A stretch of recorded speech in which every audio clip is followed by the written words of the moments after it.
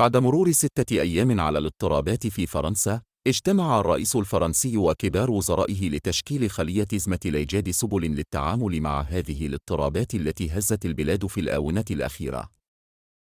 منذ مقتل الشاب الفرنسي ذو الأصل الجزائري فاصلة على يد أحد شرطة المرور الفرنسيين دون مبرر قانوني.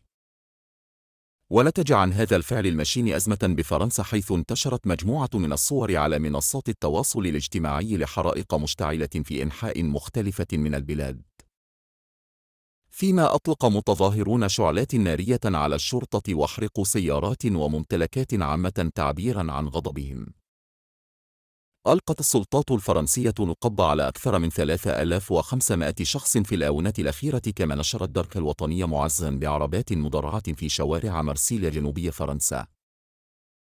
كما انتشرت قوات النخبة الأمنية وسط مدينة ليون جنوب شرقي البلاد، وتم إغلاق شارع الشانزليزيه في باريس. وقالت وزارة الداخلية الفرنسية أنه تم اعتقال 667 شخصاً خلال أعمال الشغب الليلة الماضية.